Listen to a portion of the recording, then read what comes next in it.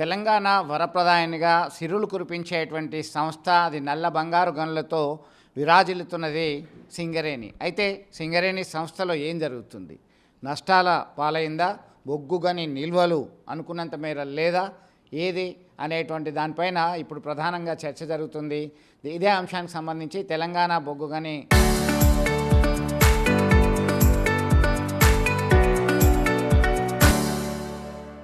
కార్మిక సంఘం గౌరవ అధ్యక్షులు మాజీ మంత్రి బీఆర్ఎస్ సీనియర్ నేత కొప్పుల ఈశ్వర్ ఉన్నారు. ఈశ్వర్ గారు నమస్తే. ఏంటి అసలు సింగరేణికి సంబంధించి ఈ మధ్యకాలంలో మీ ఆధ్వర్యంలో గనుల బాటకి సంబంధించి పరిశీలించడానికి వెళ్ళడం జరిగింది. బొగ్గు గని నిల్వలే లేవంటున్నారు, ఒకవైపు నష్టాల్లో ఉంది అంటున్నారు. ఏం జరుగుతుంది సింగరేణిలో? అంటే సింగరేణిలో గతంలో వాస్తవంగా చెప్పాలంటే రాజకీయ జోక్యం గతంలో ఎప్పుడు లేకుండే. ఈవెన్ మా ప్రభుత్వం ఉన్న 10 సంవత్సరాలలో కూడా అది ఒక స్వాతంత్ర సంస్థగా అనేక సంవత్సరాల నుంచి ఆనాడు ఎవరు అధికారంలో ఉన్న తెలుగుదేశం కావచ్చు, కాంగ్రెస్ ప్రభుత్వాలు ఉన్నప్పుడు కూడా అందులో ఎవరి జోక్యం లేకుంటే, ఏనాడైతే 2023 తర్వాత కాంగ్రెస్ ప్రభుత్వం వచ్చిందో రాజకీయ జోక్యం ఎక్కువైంది. అందులో జరిగేటువంటిది ఏముంటుంది? ఓబీ టెండర్స్ ఉంటాయి. ఈ ఓబీ టెండర్స్ ఏవైతున్నాయో ఇవి వందల వేల కోట్ల రూపాయలకు సంబంధించినటువంటి టెండర్స్. వీటి ద్వారానే సంస్థ యొక్క మనుగడ కూడా ఉంటుంది. లాభాలైనా నష్టాలైనా దీని ద్వారానే ఉంటాయి. అయితే ఈ ప్రభుత్వం వచ్చిన తర్వాత ఒక కొత్త సిస్టమ్ తీసుకువచ్చి ఒక టెండర్ పార్టిసిపేట్ చేయాలి అని అంటే సైట్ విజిట్ సర్టిఫికెట్ అనేది కంపల్సరీ చేసిండ్రు, ఒక నిబంధన పెట్టిండ్రు. ఈ నిబంధనతో ఏమైందంటే వాళ్ళు అనుకున్నటువంటి వాళ్లకు ఈ టెండర్ కట్టబెట్టేటువంటి అవకాశాన్ని వాళ్ళ చేతికి తీసుకున్నారు. ఎవరెవరైతే పార్టిసిపేట్ చేస్తారో వాళ్ళకి తెలిసిపోతారు. ఒక ముఖ్యమంత్రి స్థాయిలో ప్రభుత్వంలో ఉన్నటువంటి పెద్దలు తప్పకుండా వాళ్ళని ఇన్ఫ్లుయెన్స్ చేసేటువంటి అవకాశం ఉంటుంది. అంతకుముందేమో ఆన్లైన్ ఎవరైనా వేసుకోవచ్చు, దేశం మొత్తంలో ఎవరైనా వేసుకోవచ్చు. ఆ సిస్టాన్ని బ్రేక్ చేశారు వీళ్ళు. అప్పటి నుంచే సమస్య వచ్చింది. టెండర్లలో అవినీతి అక్రమాలు జరిగాయి, వాళ్ళకి అనుకూలంగా ఉన్నటువంటి వాళ్ళకి సైట్ విజిట్కి అవకాశం కల్పించారు అంతే. సైట్ విజిట్ సర్టిఫికేట్ వాళ్ళకి ఎవరికైతే టెండర్ ఇవ్వాలనుకున్నారో వాళ్ళ కొంతమందికి మాత్రమే సైట్ విజిట్ సర్టిఫికేట్ ఇవ్వడం ద్వారా ఇప్పుడు 2024 మేకు పూర్వం ఉన్న టెండర్లు అన్నీ కూడా మైనస్ టెండర్లే. ఒక్కొక్క టెండర్ చూసినట్టయితే చాలా మైనస్ టెండర్స్ ఉన్నాయి. 7%, 11%, ఒక టెండర్ అయితే 22% కూడా మైనస్ టెండర్లు. దాంతో ఏమైందంటే సంస్థ లాభాలలో ఉంటుంది. సంస్థ లాభాలలో ఉండడం వల్ల ఆ ప్రభుత్వానికి కానీ లేదంటే అక్కడ పనిచేసే కార్మిక వర్గానికి కానీ లాభం జరుగుతుంది. కానీ వీళ్ళు ఉద్దేశపూర్వకంగా చేసినటువంటి ప్రయత్నం వల్లనే ప్లస్ టెండర్లకు పోయినాయి. 2024 మే తర్వాత వచ్చిన ప్రతి టెండర్ మీకు ప్లస్ టెండర్లకు పోయినాయి. ఇప్పుడు ఈ సోదా కంపెనీకి సంబంధించి సృజన్ రెడ్డి ఎవరు ముఖ్యమంత్రి గారి స్వయాన బావమరిది. ఆయన కోసమే నాకు తెలిసి సైట్ విజిట్ సర్టిఫికేట్ తీసుకొచ్చినట్టు ఇప్పుడు మాట్లాడుకునే విషయం. ఇప్పుడు అది బలవంతం కూడా 13% ప్లస్ టెండర్ అయింది. అదేవిధంగా ఆర్జీ ఓసీ ఉన్నది, 8% ప్లస్ టెండర్ అయింది. శ్రీరాంపూర్ ఓసీ ఉంది, 8% ప్లస్ టెండర్ అయింది. కాబట్టి ఇవన్నీ ఇంకోటి ఏంటంటే ఈ శ్రీరాంపూర్ ఓసీ2 మేము హరీష్ రావు గారు మేము అందరం దీని మీద ఫోకస్ పెట్టడం వల్ల ఇది అవినీతి జరుగుతుంది, సంస్థ మనుగడనే ఖతమైపోతుంది, కార్మిక వర్గం అసలు ఇప్పటికే చాలా ఇబ్బందులలో ఉన్నది కంపెనీ. దీంతో మొత్తమే ఖతమైపోతే 1000 కోట్ల ఆదాయం వెళ్ళిపోతుందని చెప్పేసి వెంటబడడం వల్ల శ్రీరాంపూర్ ఓసీ అది మైనస్ టెండర్లకు పోయింది. సింగరేణిలో అనుకున్న రేంజ్లో ఉత్పత్తి అయిందా కాలేదా? ఎంతవరకు ఉత్పత్తి కాకపోవడానికి కదా ప్రధాన కారణం ఏంటి? ఎందుకంటే బొగ్గు నిల్వలు నిండుకున్నాయని చెప్తున్నారు. బొగ్గు నిల్వలు నిండుకోవడం అంటూ ఏం లేదు. ఎందుకంటే మేము కేసీఆర్ గారి నాయకత్వంలో 10 సంవత్సరాల కాలంలో ప్రతి సంవత్సరం కూడా ప్రొడక్షన్ పెరుక్కుంటూనే పోయింది. ప్రజెంట్ ఈ 2 సంవత్సరాల కాలంలో తగ్గింది. మొన్న పవర్ పాయింట్ ప్రజెంటేషన్లో హరీష్ రావు గారు పూర్తి లెక్కలతో సహా దాదాపు 10% తగ్గింది. గత సంవత్సరానికి పోయిన సంవత్సరానికి 10% తగ్గింది. తగ్గడంతో పాటు ఇంకోటి ఏంటంటే ఒకటేమో మొత్తం కుంభకోణాల మయమైపోయింది సింగరేణి. ఒకటి ఈ ఓబీ టెండర్ల కుంభకోణం, ఒకటి అక్కడ వాడేటువంటి డెటోనేటర్స్ ఉంటాయి కదా, బ్లాస్ట్ చేయడం కోసం వాడేటువంటి డెటోనేటర్స్, దానిలో కూడా చాలా పెద్ద మొత్తంలో కుంభకోణం జరిగింది. అందులో కూడా 100 కోట్ల రూపాయల అవినీతి జరిగింది. ఎట్లా అంటున్నామంటే ఇప్పుడు వెస్టర్న్ కోల్ ఫీల్డ్ ఆడ కూడా బొగ్గు వెలికి తీసేటువంటి మైన్స్ అవి. తర్వాత కోల్ ఇండియా కింద ఉన్నటువంటి అనేక గనులు ఉన్నాయి. అక్కడితో పోల్చినప్పుడు 30% ఎక్సెస్ ఈ ఎక్స్ప్లోజివ్ దాంట్లో టెండర్లు ప్లస్లో పోయినాయి. ఇదొక కుంభకోణం. అదిగాక ఇంకోటి ఏంటంటే సోలార్కు సంబంధించినటువంటి విషయంలో ఒక మెగావాట్కు బయట ఏ కంపెనీ అయినా, ప్రైవేట్ అయినా, ప్రభుత్వ రంగ సంస్థ అయినా, ఈవెన్ ఎన్టీపీసీ 3 కోట్లకు ఒక మెగావాట్ మనం నిర్మాణం చేయొచ్చు. కానీ సింగరేణి వేసినటువంటి ఈ టెండర్లు ఏవైతే ఉన్నాయో ఇక దీన్ని బట్టే అవినీతి ఎట్లా జరిగిందో అవుతుంది. ఒక దగ్గర 7 కోట్లకు ఒక మెగావాట్, ఆల్మోస్ట్ 4 crores ఎక్సెస్ అయిపోయింది. ఇంకొక దగ్గర 5 కోట్లు ఒక మెగావాట్కు కోడ్ చేసిండ్రు, వాళ్ళకి ఇచ్చేసిండ్రు. తర్వాత అవసరం లేని దగ్గర ఒక దగ్గర ఎక్కడంటే జైపూర్లో అవసరం లేకున్నా పవర్ పర్చేస్ అగ్రిమెంట్ లేకున్నా వాళ్ళ దగ్గర ఏదో స్థలం తీసుకొని పాకిస్తాన్ బార్డర్లో వాళ్ళకు ఒక పార్ట్నర్షిప్ ఇచ్చి ఆ రాష్ట్రానికి కూడా పవర్ పర్చేస్ అగ్రిమెంట్తో కూడా లేకుండా, అంటే కేవలం ఇది ఎందుకు చేసినారంటే కమిషన్ల కోసమే చేసినారు అనేది పక్కా అర్థమవుతుంది. అంటే మీకు సోలార్ పవర్ దాంట్లో, తర్వాత ఇక్కడ మన జైపూర్ పవర్ ప్లాంట్ ఉంది. కేసీఆర్ గారు అప్పుడు ముఖ్యమంత్రిగా ఉన్నప్పుడు 800 మెగావాట్ల పవర్ ప్రాజెక్టు నిర్మాణం చేయడం కోసం ఆ రోజు నాకు తెలిసి 750 కోట్లేమో అప్రాక్సిమేట్ అప్పుడు దాని అంచనా. తర్వాత వీళ్ళు వచ్చిన వెంటనే 1000 కోట్లు పెరిగింది. వెంటనే 1000 కోట్లు పెరిగింది. అరే ఇదేమని ఎవరు అడ్డుకున్నా కానీ ఆడుకోకుండా దాన్ని ఆల్రెడీ టెండర్ ప్రాసెస్లోకి పోయింది. అందులోనే 1000 అంటే ఇక్కడ జైపూర్ పవర్ ప్రాజెక్ట్ కావచ్చు, డెటోనేటర్స్లో కావచ్చు, సోలార్ పవర్లో కావచ్చు, ఓబీ టెండర్లలో కావచ్చు, మొత్తం కుంభకోణాల మయం చేసి అలా సింగరేణి సంస్థను పీల్చి పిప్పి చేసేటువంటి ఒక దుర్మార్గమైన ప్రయత్నం ఈ ప్రభుత్వం చేసింది. దీని వెనుక ఖచ్చితంగా ముఖ్యమంత్రి, సంబంధిత గనుల శాఖ మంత్రిగా ఉన్నటువంటి ఉప ముఖ్యమంత్రి దీనికి నాయకత్వం వహిస్తున్న రంగంలో ఈ వాటాల పంపిణీలోనే ఆ రోజు నైని బొగ్గు బావుకి సంబంధించినటువంటి ఆ గొడవ కథ కార్ఖానా వాళ్ళకి ఎవరికి మాకు రావాలి అనే దాంట్లోనే అది బయటకు వచ్చింది. ఇదంతా తెలుసు. ఇదంతా కాక ఇంకొకటి ఏంటంటే హరీష్ రావు గారు మొత్తానికైతే ఈ ఇన్ఫర్మేషన్ తీసిన తర్వాత వీళ్ళు 40 లక్షల మెట్రిక్ టన్నుల బొగ్గు నిల్వలు ఇప్పుడు ఉన్నాయి అని చెప్పేసి ఏరియాల వారీగా వాళ్ళు చూపించారు. అది సింగరేణి వెబ్సైట్లో. ఒక్కసారి దీన్ని రీచెక్ చేసుకుంటే ఇవి లేవు. అది కంపెనీలో ఉన్నత స్థాయిలో పనిచేసేటువంటి వాళ్ళ నుంచి వచ్చిన సమాచారం మేరకే అసలు ఈ నిల్వలు లేవు. కేవలం ఇది 40 లక్షల మెట్రిక్ టన్నులు చూపిస్తున్నారు. ఇది తప్పు. మెప్పుల కోసం చేసినా తర్వాత దీనికి అన్ని రాయల్టీస్ కూడా కట్టిండ్రు. అట్లా కూడా నష్టం, అట్లా కూడా తీవ్రమైన నష్టం. కాబట్టి ఒక్కసారి దీని మీద ఎంక్వైరీ చేద్దామనే ఉద్దేశంతో హరీష్ రావు గారు ఫస్ట్ ఆర్జీ రామగుండం ఓసి వస్తే అక్కడికి పోలీసులు 100 మంది పోలీసులను పెట్టి కనీసం నిల్వ ఉన్న బొగ్గును చూద్దామంటే కూడా అనుమతి ఇవ్వలే. భూపాలపల్లిలో కూడా అనుమతి ఇవ్వలే. అంటే దీన్ని బట్టి మేము అనుమతి ఇవ్వకపోతే తెల్లారో మరుసటి రోజు మేము ఊరికేనే ఒక 5-6 వెళ్ళాను. నేను, పుట్టమ్మది గారు, అక్కడ ఉన్నటువంటి నాయకులు, మా రాజిరెడ్డి గారిని కలుపుకొని అక్కడ చూస్తే నిల్వలు లేవు, ఏం లేవు. 6 లక్షలు నిల్వ చూపిస్తున్నారు. 50,000 కూడా లేదు ఆడ.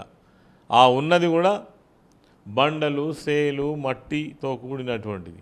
తర్వాత ఇదంతా ఒత్తిడి ఎక్కువవుతుందని చెప్పేసి మట్టి కుప్పల మీదనే ఆ సేలు బొగ్గు పోసి నల్లగా చూపించి ఇదంతా బొగ్గు నిల్వలనే చూపించే ప్రయత్నం కూడా కంపెనీ చేసింది. మరి కేంద్ర రాష్ట్ర ప్రభుత్వాలకు సంబంధించినటువంటి సంయుక్త పార్ట్నర్షిప్లో సింగరేణి ఉంది కదా, దీని మీద కేంద్ర ప్రభుత్వం ఏం చర్యలు తీసుకోవట్లేదు? నిజంగా కూడా చర్యలు తీసుకోవాలి. మీరు అన్నది 100% వాళ్ళు వాస్తవం. ఇక్కడ ఉన్నటువంటి కోల్ మినిస్టర్ మన రాష్ట్రం నుంచే ఉన్నాడు కిషన్ రెడ్డి గారు, వారికి బాధ్యత ఉన్నది. వాళ్ళది కూడా 49% వాటా ఉంది కేంద్రాన్ని, 59% వాటా రాష్ట్రానికి ఉన్నది. కాబట్టి రాష్ట్ర ప్రభుత్వం ఏమో కావాలనే చేస్తున్నప్పుడు, ఇలా ముఖ్యమంత్రి ఉప ముఖ్యమంత్రి సంబంధిత వాళ్ళ మనసులో పాత్ర ఉన్నప్పుడు మరి కేంద్రంలో నాయకత్వం వహిస్తున్నటువంటి వీళ్ళు కేంద్రంలో బద్ధశత్రువులు. మరి ఇక్కడ ఇంత యాగి చేస్తూ ఒక సంస్థనే కనుమరుగు చేసేటువంటి ప్రయత్నం చేస్తున్నప్పుడు వాస్తవంగా సింగరేణి సంస్థ ఏదైతే ఉందో తెలంగాణ రాష్ట్రానికి ఒక ఆర్థిక వనరు అండి. లక్షల మందికి ఉద్యోగాలు ఇచ్చి ఎంతోమందికి జీవితం ఇచ్చినట్టు నేను సింగరేణి సంస్థలో 26 సంవత్సరాలు ఉద్యోగిగా పనిచేసి వచ్చినటువంటి వాడిని. మాకు ఇవన్నీ చూస్తే బాధ అనిపిస్తుంది.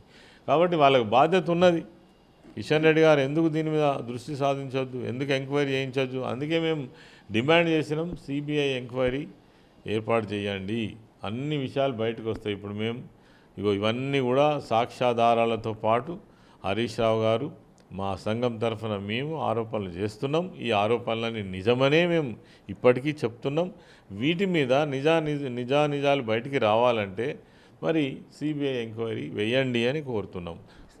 కారుణ్య నియామకాలు మా ప్రభుత్వం ఆధ్వర్యంలో మాత్రమే ఇచ్చాం, గత ప్రభుత్వం చేసింది ఏమీ లేదు. మేము మెర్సీ అంటే అన్ఫిట్కి సంబంధించినటువంటి కార్మికులకు సంబంధించి ఈ మధ్యకాలంలో ఎక్కువ పోస్టులు ఇచ్చామని చెప్పి మంత్రులు అక్కడ మంచిర్యాల శ్రీరాంపూర్ ఆ ప్రాంతంలో పర్యటించినప్పుడు నియామక పత్రాలు ఇస్తూ చేసినటువంటి కామెంట్స్ చాలా దుర్మార్గం అండి ఇది. ఎందుకంటే మేము అధికారంలో రాకముందు, తెలంగాణ రాష్ట్రం ఏర్పడకముందు చంద్రబాబు నాయుడు హయాంలో తీసేసినటువంటి కారుణ్య నియామకాలు. గతంలో ఒక ఉద్యోగి దిగిపోయిండు అని అంటే ఆయనకు ఈ డిపెండెంట్ ఎంప్లాయ్మెంట్ పేరు మీద ఎవరికొవరికి ఉద్యోగం ఇస్తారు. కానీ అది పోయిన తర్వాత తెలంగాణ రాష్ట్రం వచ్చి కేసీఆర్ గారు సింగరేణి ఉద్యోగులు అంటేనే కష్టపడి పనిచేసేటువంటి కార్మికులు, చాలా శ్రమ చేస్తారు వీరు. మామూలు ఉద్యోగికి సింగరేణి ఉద్యోగికి చాలా తేడా. దీన్ని మనం కొనసాగిద్దాం, ఎంప్లాయ్మెంట్ క్రియేట్ చేద్దామని చెప్పేసి దాదాపు 13,600 ఉద్యోగాలు, గతంలో పెండింగ్లో ఉన్నటువంటి 3,000, అదేవిధంగా శాఖాపరంగా రిక్రూట్ చేయాల్సినటువంటి అన్ని ఉద్యోగాలు కలిపితే 19,500 ఉద్యోగాలు ఇచ్చినటువంటి చరిత్ర ఘనత కేసీఆర్ గారికి దక్కుతుంది. వీళ్ళు వచ్చిన తర్వాత దుర్మార్గం ఏంటంటే ఇప్పటి వరకు కారుణ్య నియామకాలకు సంబంధించినటువంటి ఏదైతే మెడికల్ బోర్డు ఉంటుందో, గతంలో కేసీఆర్ గారు ఉన్నప్పుడు మెడికల్ బోర్డు నెలకు 3 సార్లు నిర్వహించారు. వీళ్ళు వచ్చిన 30 నెలల్లో 3 మెడికల్ బోర్డుని కండక్ట్ చేసిండ్రు. ఒక మెడికల్ బోర్డులో 5గురిని మాత్రమే అన్ఫిట్ చేసిండ్రు. ఇంకో మెడికల్ బోర్డులో 23 మందిని, అంటే 100 మంది అటెండ్ అవుతారు మెడికల్ బోర్డుకు, అందులో 23 మందినే చేసిండ్రు. ఆ చేసినటువంటి దాంట్లో నుంచి బయటకు వచ్చినటువంటి వాళ్ళ ఆవేదన మాకు ఒకసారి చెప్తే, నేను మా యూనియన్ అధ్యక్షులు రాజిరెడ్డి గారు, నాయకులు హరీష్ రావు గారి నేతృత్వంలో మేము సిఎండి ఆఫీస్కు కొంతమందిని మచ్చుకు తీసుకుపోయినాం. బైపాస్ సర్జరీ అయిన వాళ్ళు, అదేవిధంగా పెరాలసిస్ వచ్చి కాలు చేతి పడిపోయిన వాళ్ళు, తర్వాత కిడ్నీలు చెడిపోయిన వాళ్ళు, మూత్రపిండం చెడిపోయి సంచి పట్టుకొని తిరిగేటువంటి వాళ్ళను కూడా ఫిట్ చేసి వీని బాయిల దిగమని చెప్తారు. ఇదేమన్యాయం ఎండి గారు, ఇది మీరు పునర్పరిశీలించాలి, రీమెడికల్ చేయాలి వీళ్ళని మేము డిమాండ్ చేసినాం. చేస్తే ఇప్పటి వరకు అతిగతి లేకపోగా ఇంకా గౌరవనీయులు బట్టి విక్రమార్క గారు ఏం మాట్లాడతారంటే, నిండు శాసనసభలో ఆనాడు జరిగినటువంటి కారుణ్య నియామకాల మీద మేము ఎంక్వైరీ కమిషన్ వేస్తాం, విజిలెన్స్ కమిషన్ వేస్తాం, అవన్నీ కూడా జరగాల్సిన పద్ధతిలో జరగలేదని చెప్పేసి కార్మికులకు ఇచ్చినటువంటి ఉద్యోగాల మీద కూడా మాట్లాడినటువంటి బట్టి విక్రమార్క గారు, ఈ ప్రభుత్వం ఇంకా మేము ఉద్యోగాలు ఇచ్చినామని చెప్పడంలో ఏమర్థం ఉంది? తర్వాత ఈ ప్రెషర్ అయిన తర్వాత మా ఉద్యమం కంటిన్యూ అవుతున్నటువంటి సందర్భంలో సింగరేణిలో ఈ అవినీతి ఆరోపణలు, కుంభకోణాలు, తర్వాత కార్మికులకు ఇచ్చినటువంటి ఎలక్షన్ టైంలో ఇచ్చిన వాగ్దానాలు ఒక్కటి కూడా చేయకుండా తిరిగి విజిలెన్స్ కమిషన్ వేస్తామని చెప్పినటువంటి బట్టి విక్రమార్క గారు మా ఒత్తిడికి తట్టుకోలేక వీళ్ళెంత దాదాపు 10 నుంచి 12 నెలలు అవుతుంది అన్ఫిట్ అయ్యి. వాళ్ళ పిల్లలకు ఉద్యోగాలు ఇవ్వకుండా 335 మందిని పెండింగ్లో పెట్టి మా ఉద్యమ ప్రెషర్ వల్ల తప్పని పరిస్థితిలో 3 మంత్రులు పోయి ఈ నియామక పత్రాలు ఇచ్చి అన్ని బడాయిలు మాట్లాడొచ్చారు. ఏం చేశారు సింగరేణి కార్మికులకు? మీరు ఎన్నికల ముందట ఎన్ని మాట్లాడిన సింగరేణి కార్మికుల కోసం? కేసీఆర్ గారు సింగరేణి కార్మికులకు అసలు చెయ్యని పనంటూ లేదు. ఎన్ని సౌకర్యాలు చేసిండ్రు, ఎంత సంక్షేమం చేసిండ్రు. త్వరలో సింగరేణికి గుర్తింపు పొందినటువంటి కార్మిక సంస్థలకు సంబంధించిన ఎన్నికలు జరగబోతున్నాయి. మీ తెలంగాణ బొగ్గుగని కార్మిక సంఘం యొక్క పరిస్థితి ఎట్లా ఉంటుంది? మాకే ఓటేయండి, గెలిపేయండి అని హెచ్ఎంఎస్ నేతగా ఉన్నటువంటి కల్వకుట్ల కవిత కామెంట్ చేసినటువంటి పరిస్థితి. అంటే ఎన్నికలు ఉన్నమాట వాస్తవమే, కానీ మేము ఎన్నికలను దృష్టిలో పెట్టుకొని ఇవన్నీ చేయట్లేదు. ఒక సంస్థ మనుగడ కనుమరుగవుతుంది. ఈ సంస్థను కాపాడుకోవాల్సిన అవసరం ఉంది. ఇప్పటికే 40,000 మంది కార్మికులు పనిచేస్తున్నారు. అంటే 40,000 కుటుంబాలు. అంటే దాదాపు 1,16,000 ఎంప్లాయీస్ నుంచి రాను రాను డిక్రీజ్ అయితే ఇప్పుడు 40,000కు వచ్చేసింది. రాబోయే కాలంలో భవిష్యత్తు ఎట్లా ఉండబోతుంది సింగరేణి? అవును, నేను ఉద్యోగం చేసిన నాడే 1,21,000 ఉద్యోగస్తులు ఉండిరి. అది రాను రాను 40,000కు దిగజారింది. ఇలా ప్రైవేట్ రంగాన్ని ప్రోత్సహించడం వల్ల వాళ్ళు కూడా 36,000 మంది కార్మికులు పనిచేస్తున్నారు, కాంట్రాక్ట్ కార్మికులు పాపం. అదేవిధంగా ఇప్పుడు ఇవి 40,000 నుంచి ఇంకా దిగజారే అవకాశం ఉన్నది. వీళ్ళు ఈ సంస్థ బాగు కోసం ఆలోచన చేస్తలేరు. ఈ సందర్భంలో ఇవన్నీ జరుగుతున్నటువంటి సందర్భంలో మరి మేము ఏదో ఎన్నికలను దృష్టిలో పెట్టుకోనో రేపు ఎన్నికలలో గెలవాలనో చేసే ప్రయత్నం కాదు. తెలంగాణ రాష్ట్రాన్ని తీసుకొచ్చినటువంటి ఒక బాధ్యత కలిగినటువంటి పార్టీగా తెలంగాణలో ఉన్నటువంటి వనరులను, అవి నీటి వనరులు కావచ్చు, కోల్ నిక్షేపాలు కావచ్చు, తర్వాత ఇక్కడ ఉన్న వనరులను కాపాడడంలో ఒక బాధ్యత కలిగినటువంటి పార్టీ బీఆర్ఎస్ పార్టీ. అందుకోసం మేము ఈ పోరాటాన్ని మొదలుపెట్టడం జరిగింది హరీష్ రావు గారి నాయకత్వంలో, కానీ మరి ఎలక్షన్స్ కోసం కాదు. తర్వాత కవిత గారు చేసేటువంటి కామెంట్స్ కూడా కరెక్ట్ కాదు, నేను తీవ్రంగా ఖండిస్తున్నాను. ఎందుకంటే తను వచ్చినప్పుడు ఇక్కడ జరిగినటువంటి ఏమో నేను ఇందాక చెప్పిన షోదా కంపెనీ 13% ప్లస్ ఎట్లా పోయింది.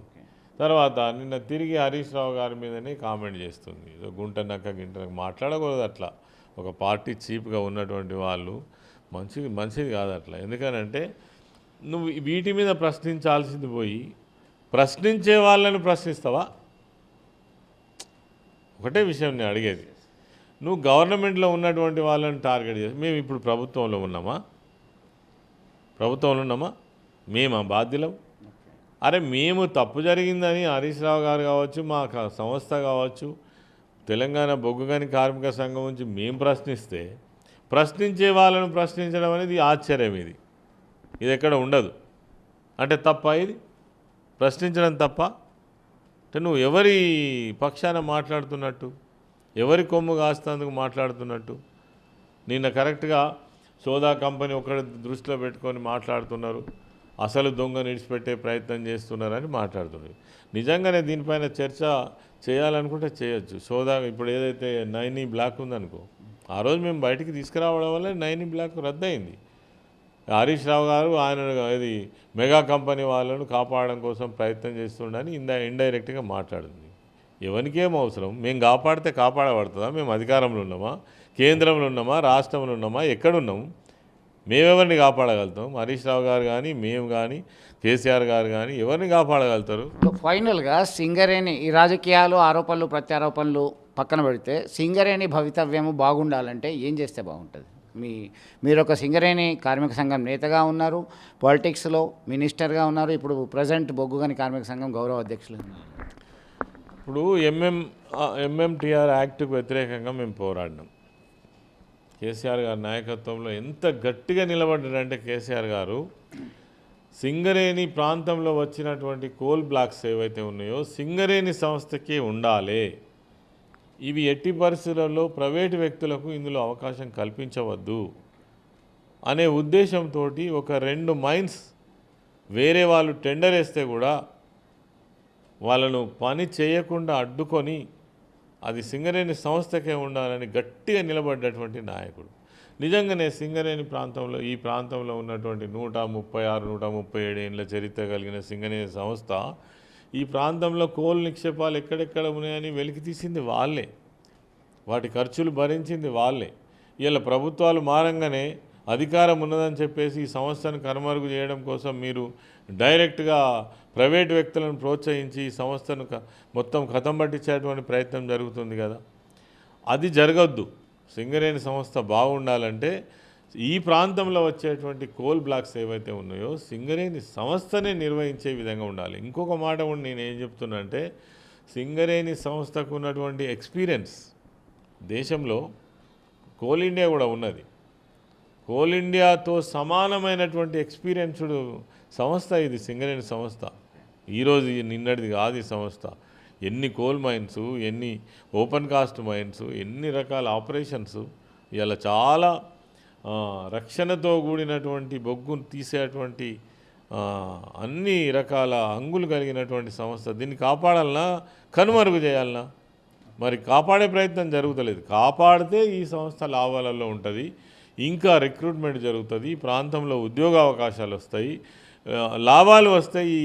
ఈ ప్రభుత్వానికి, ఈ ప్రాంతానికి లాభాలు వస్తే లాభాల వాటా కార్మికులకు వస్తుంది, లాభాలు వస్తే ప్రభుత్వానికి ఆదాయం వస్తుంది, ఆ సంస్థ మనుగడ కొనసాగుతుంది.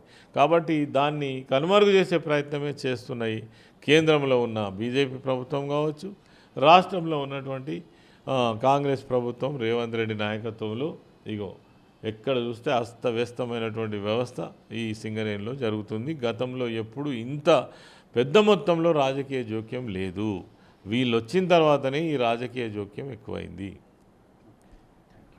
సో మొత్తం మీద సింగరేణి కంపెనీలో ఇటీవల కాలంలో ఓవర్ బర్డెన్ విషయంలో కావచ్చు, డిటోనేటర్ ఎక్స్ప్లోజివ్ సంబంధించిన పరికరాలు కొనుగోలు చేయడంలో ఎక్సెస్ జరిగింది, అవినీతి అక్రమాలు జరిగాయి. అలాగే సోలార్ పవర్ ప్లాంట్లకు సంబంధించినటువంటి అవినీతి చాలా పెద్ద ఎత్తున జరిగింది. సోదా కంపెనీకి సంబంధించి సైతం ఎక్సెస్ టెండర్లు, గతంలో మైనస్లో టెండర్లు ఇన్వైట్ చేసి ఫైనల్ చేసేటువంటి విధానం ఉంటే ఇప్పుడు ఎక్సెస్ ఇస్తున్నటువంటి పరిస్థితి ఉంది. కేవలం సింగరేణిలో రాజకీయ జోక్యం అధికం కావడం వల్లనే సింగరేణి సంస్థ యొక్క పనితనం రానుగా ఇబ్బందికరమైనటువంటి పరిస్థితికి వెళ్ళింది. ఖచ్చితంగా రాబోయే కాలంలో నిరంతరం పోరాటం చేసి సింగరేణి సంస్థ బాగు కోసం కృషి చేస్తాం. అలాగే హెచ్ఎంఎస్ సంబంధించినటువంటి నేతలు కల్వకుంట్ల కవిత కావచ్చు, ఇతరులు సైతం ఇలా మాట్లాడడం సరైనది కాదు, సిబిఐ విచారణ జరపడానికి మేము ఇన్వైట్ చేస్తున్నాము, ఛాలెంజ్ చేస్తున్నాం అనేటువంటి విషయాన్ని చెప్పడం జరిగింది. వీడియో జర్నలిస్ట్ సుమంత్తో కలిసి చంద్రశేఖర్, RTV, కరీంనగర్.